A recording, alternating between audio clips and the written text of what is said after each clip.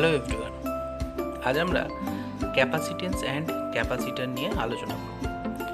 Capacitance and capacitor নিয়ে আলোচনা করার আগে আমরা দেখি যে ক্যাপাসিটেন্স কথাটার মানেটা এই ক্যাপাসিটেন্স অফ কন্ডাক্টর, তার মানে হচ্ছে what is the capacity of that conductor two store charge on it. তাহলে আমরা দেখছি যে কোনো একটা কন্ডাক্টরের মধ্যে যত বেশি চার্জ দেবো তত তার পোটেনশিয়াল রাইজ করবে। তাহলে charge Q is directly proportional to potential V. তাহলে এখানে একটা প্রপোর্শনালিটি কনস্ট্যান্ট আসবে, দ্যাট ইজ সি। তাহলে Q is equal to CV or C is equal to Q by V. এই সিটাকেই বলা হচ্ছে ক্যাপাসিটেন্স অফ দ্য কন্ডাক্টর। তাহলে এর এসআই ইউনিট কী হবে ক্যাপাসিটেন্সের? এটা হচ্ছে ফ্যারাড, চার্জের ইউনিট কুলম, পোটেনশিয়ালের ইউনিট ভোল্ট। তাহলে কুলম বাই ভোল্ট মানে ফ্যারাড, আর সিজিএস ইউনিট হচ্ছে stat farad, that is stat coulomb by stat volt. Now dimension of the capacitance কী হবে না, কিউ বাই ভি। কিউকে আমরা অ্যাম্পিয়ার ইন্টু টাইম দিয়ে লিখতে পারি, আর ভিকে লিখতে পারি ওয়ার্ক ডান বাই চার্জ। চার্জকে আবার অ্যাম্পিয়ার ইন্টু টাইম লিখবো, তাহলে উপরে ampere square time square by work ডানের ইউনিট হচ্ছে M L square T to the power -2। So final dimension হবে M inverse L to the power -2 T to the power 4 ampere square. Next আমরা দেখব যে what is the capacitance of a spherical capacitor or spherical conductor. এইটার জন্য আমরা আগে আর রেডিয়াসের একটা positively charged capacitor নিয়ে নিচ্ছি। তাহলে আমি যদি এই ক্যাপাসিটর বা কন্ডাক্টরের মধ্যে টোটাল চার্জ ক্যাপিটাল কিউ ধরি, তাহলে আমি বলতে পারি আগের কনসেপ্ট থেকে যে চার্জ যত বাড়াবো পোটেনশিয়ালও তত রাইজ করবে। তাহলে ফার্স্টে দেখি পোটেনশিয়াল কত হবে ইন টার্মস অফ চার্জ। সেটা আমরা পোটেনশিয়ালের কনসেপ্ট থেকে জানি যে কিউ বাই 4πε0 আর হয় যদি মিডিয়ামটা হয় ফ্রি স্পেস বা ভ্যাকুয়াম। তাহলে সি ইজ ইকুয়াল টু হবে কিউ বাই ভি। এখান থেকে সিটা তাহলে পাচ্ছি আমরা 4πε0 আর। এই এক্সপ্রেশন থেকে বা ইন জেনারেল আমরা বলবো যে on which factor does capacitance of a conductor depend. তাহলে এখানে দেখতে পাচ্ছি আর এর ওপর ডিপেন্ড করে, তার মানে size and shape of the কন্ডাক্টরের ওপর কিন্তু ক্যাপাসিটেন্স ডিপেন্ড করবে। নেক্সট হচ্ছে সারাউন্ডিং মিডিয়াম। সারাউন্ডিং মিডিয়ামের ওপর কেন ডিপেন্ড করে না, এখানে দেখো ε0 আছে, তাহলে এটা ফ্রি স্পেস বা ভ্যাকুয়াম বলেই কিন্তু এখানে ε0 আছে, অন্য মিডিয়াম হলে অন্য হতো। এছাড়াও আরেকটা জিনিস এই ক্যাপাসিটেন্সকে ইনফ্লুয়েন্স করে, that is the presence of other conductors near by. অন্যান্য কন্ডাক্টর থাকলে সেটাও কিন্তু একে এফেক্ট করবে। এইগুলো আমাদের কিন্তু মাথায় রাখতে হবে। নেক্সট আমরা চলে যাব যে what is real capacitor or real structure or capacitor or which is called as condenser. তাহলে what is condenser or capacitor? এই কন্ডেন্সার অর ক্যাপাসিটরের বেসিক প্রিন্সিপালটা আমরা আগে দেখে নিই। What is principle of condenser? So it is based on the fact that capacitance can be increased by reducing potential keeping the charge constant. তাহলে আমি যদি সি এর এক্সপ্রেশন দেখি যে ক্যাপাসিটেন্সের expression that is Q by V, তাহলে আমি যদি কিউটাকে কনস্ট্যান্ট রাখি ভিটাকে রিডিউস করতে পারি, ডিনোমিনেটর রিডিউস করলে ক্যাপাসিটেন্সটা বাড়বে। এটার জন্য আমি একটা এম প্লেট নিয়েছি যেটা বোথ সারফেসে কিউ পজিটিভ চার্জ দেওয়া আছে, তাহলে এর ক্যাপাসিটেন্স হবে Q by V, as simple as that. এখন আমার কাজ হচ্ছে কিউটাকে ফিক্সড রেখে এই পোটেনশিয়ালটাকে আমি রিডিউস করতে হবে। সেটার জন্য আমি এম প্লেটের কাছাকাছি, এই যে পজিটিভলি চার্জ এম প্লেট, এটার কাছাকাছি আমি একটা এন প্লেট নিয়ে এলাম যেটাই নিউট্রাল ছিল। তাহলে যেই নিউট্রাল প্লেটটা আমি নিয়ে আসবো ওর নিয়ারার এন্ডে, এম প্লেটের নিয়ারার এন্ডে নেগেটিভ আর ফার এন্ডে পজিটিভ চার্জ হয়ে যাবে। এটা ইলেকট্রোস্ট্যাটিক ইন্ডাকশনের জন্য হবে। তাহলে আমি নেগেটিভ চার্জের জন্য পোটেনশিয়াল যদি আমি ভি মাইনাস ধরি অন এম, আর পজিটিভ চার্জের জন্য পোটেনশিয়াল যদি ভি প্লাস ধরি অন এম, তাহলে সি প্রাইম মানে নতুন ক্যাপাসিটেন্স হবে of M or of the system, সেটা হবে Q by V plus V plus minus V minus. এখন V minus greater than V plus, কেন না নেগেটিভ চার্জটা কিন্তু কাছাকাছি আছে, আর আমরা জানি ডিস্টেন্সের সাথে ইনভার্সলি প্রপোর্শনাল পোটেনশিয়াল। তাহলে ভি মাইনাসটা যদি ভি প্লাসের থেকে বেশি হয় তাহলে সি প্রাইমটা কিন্তু সি এর থেকে বেশি হবে। ডিনোমিনেটরটা দেখলেই তোমরা বুঝতে পারবে এটা। তাহলে এবারে আমি যদি পজিটিভ সারফেসটাকে গ্রাউন্ড করে দিই তাহলে ভি প্লাসটা 0 হয়ে যাচ্ছে, কারণ ওখানে কোনো চার্জ নেই, ওর কোনো পোটেনশিয়ালও থাকবে না। তাহলে সি ডবল প্রাইম মানে নতুন ক্যাপাসিটেন্স হবে Q by V minus V prime. উপরের এক্সপ্রেশন থেকে দেখতে পারো, এখান থেকে দেখো যে এটা ভি মাইনাস ভি প্রাইম হচ্ছে, তাহলে C double prime is very very greater than C. তাহলে দেখো ক্যাপাসিটেন্সটা কিন্তু অনেকটা বেড়ে গেল বাই রিডিউসিং পোটেনশিয়াল অনলি। এটা হচ্ছে রিয়েল স্ট্রাকচার অফ ক্যাপাসিটি। এবারে দেখবো energy stored in a charged capacitor or conductor. তাহলে এখানে এনার্জি সোর্স জানার আগে আমাদের এনার্জির কনসেপ্ট তো আমাদের অলরেডি আছে। তাহলে আমরা এখানে একটা সার্কিট দেখো, যেখানে নিচে এইটা দেখো একটা ব্যাটারি, আর এটা হচ্ছে একটা ক্যাপাসিটার। যেহেতু প্যারালাল প্লেট ক্যাপাসিটার আমি আগে দেখালাম, তাহলে এরকম দুটো প্যারালাল লাইন দিয়ে কিন্তু আমরা ক্যাপাসিটারকে আঁকি।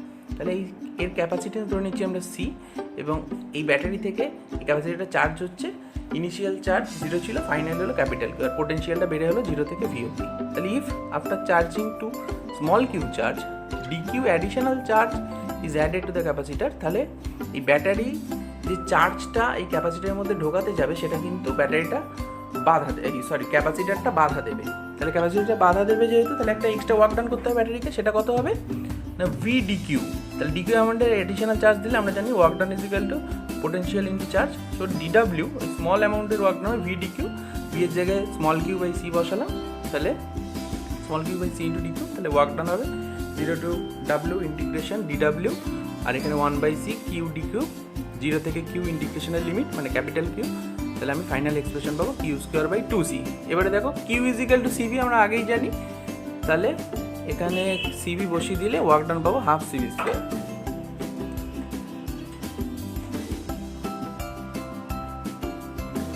এরপরে আমরা দেখছি যে redistribution of charges and loss of energy.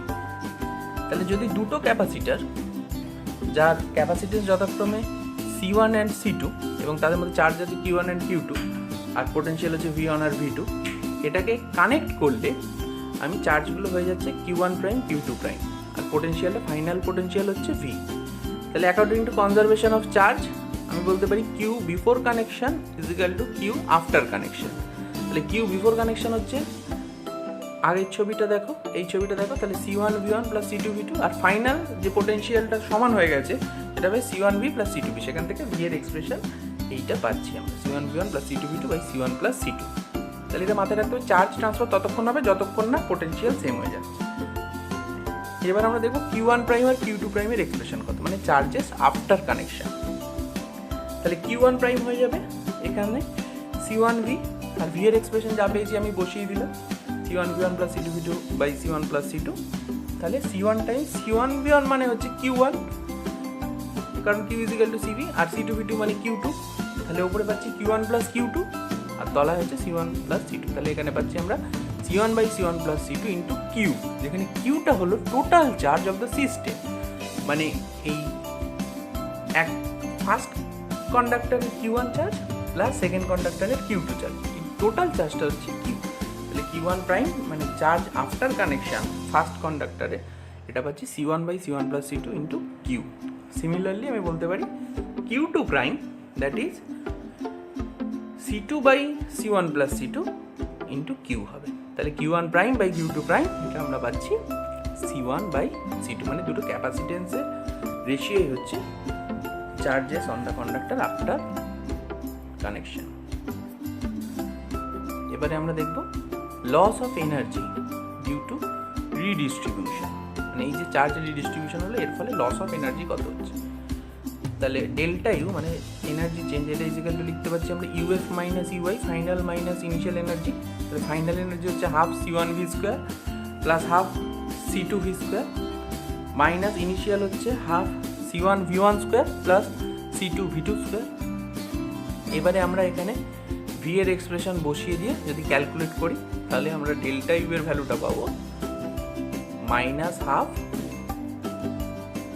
C1 C2 by C1 plus C2 multiplied by V1 minus V2 whole square, where this negative charge negative sign indicates the decrease in energy। তাহলে এই negative সাইনটা কিন্তু indicate করছে energy এই redistribution প্রসেসে decrease করছে। এইটা কিন্তু আমার মাথায় রাখতে হবে। ক্যালকুলেশনটা তোমরা ইজিলি নিজের হাতে করে দেখে নিতে পারো যে ডেল্টা ইউ এর ভ্যালুটা এইটা আসছে কিনা। এবার কিছু এক্সাম্পল আমি দিই। যেমন ফার্স্ট এক্সাম্পল হচ্ছে conductor gets a charge of 50 microcoulomb when it is connected to a battery of EMF 5 volt, calculate the capacity of the conductor। খুব সিম্পল, ক্যাপাসিটি ছিল Q বাই V করবো, Q এর value বসাবো, V এর value বসাবো, আমি পেয়ে যাব ক্যাপাসিটেন্স।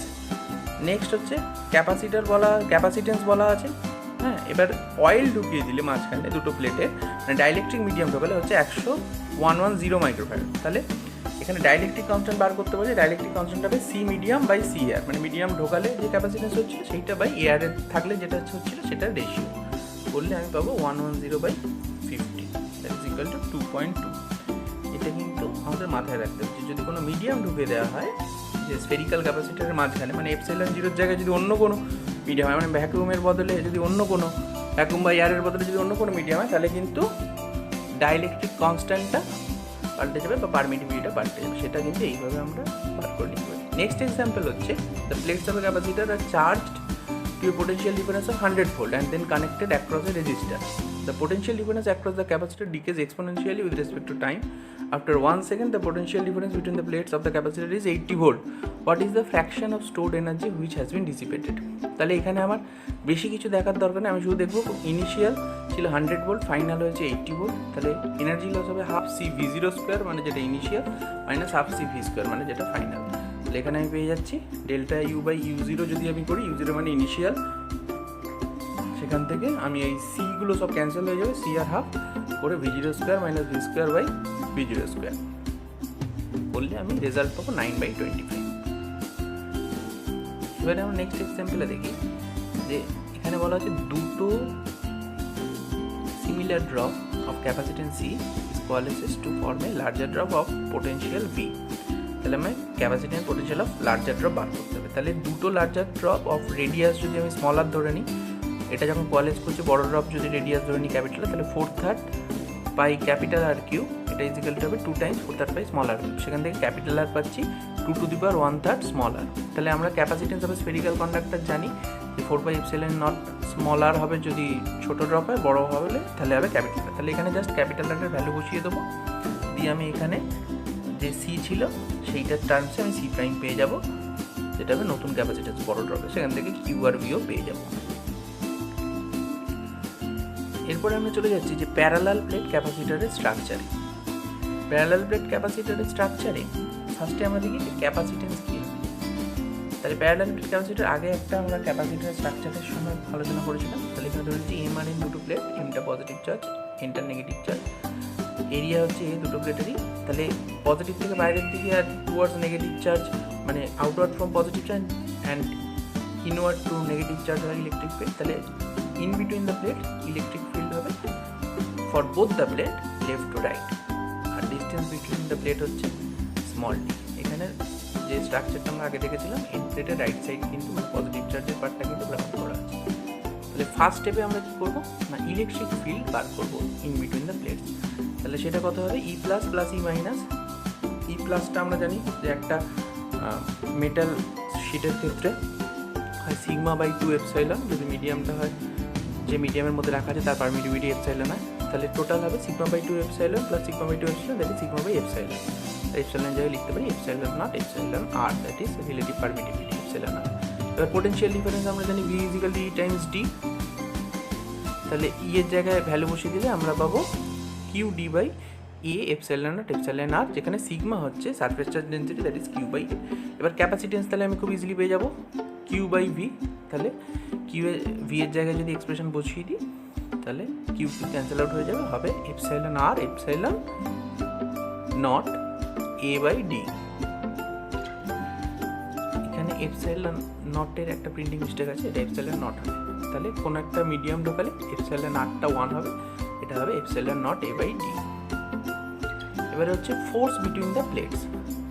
তাহলে দুটো প্লেটের মাঝখানে যে ফোর্স, একটা প্লেট আর একটা প্লেটের উপর কী ফোর্স দিচ্ছে সেটার জন্য আমরা আগে দেখে নিচ্ছি electric field due to positively charge plate, এটা হলো সিগমা বাই 2 এপসাইলন 0। যদি আমি মিডিয়ামটা ফ্রি স্পেস বা এয়ার ধরে নিই তাহলে সিগমার জায়গায় কিউ বাই এ বসালে কিউ বাই 2a এপসাইলন 0। তাহলে force on the negative charge plate কী হবে, force on the negative charge plate হবে মাইনাস কিউ ই প্লাস। তাহলে ই প্লাস মানে electric field due to positive charge plate, তাহলে E প্লাসের expression ওপরের expression থেকে বসিয়ে দিলে আমি পেয়ে যাব minus Q square by 2a epsilon. এবার হচ্ছে ম্যাগনিটিউড অফ ফোর্স এফ।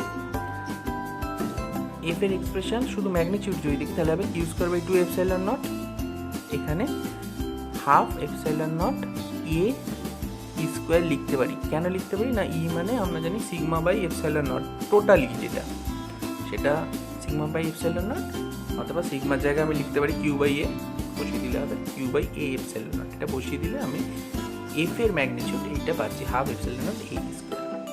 অতএব আমি বলতে পারি যে force per unit area or energy density or electrostatic pressure, এইটার এক্সপ্রেশন হবে ফোর্স পার এরিয়া। আমি যেহেতু বলি এই তিনটে একই জিনিস, তাহলে ফোর্স পার এরিয়া বা এনার্জি ডেন্সিটি বা প্রেশার এটা হচ্ছে half epsilon not E square. মানে এই হাফ এপসাইলন নট এ স্কোয়ারটাকে এ দিয়ে ডিভাইড করলেই হয়ে যাবে। এই এক্সপ্রেশনটা কিন্তু আমাদের মনে রাখতে, এটা খুব ইম্পর্টেন্ট একটা expression. Thank you for watching.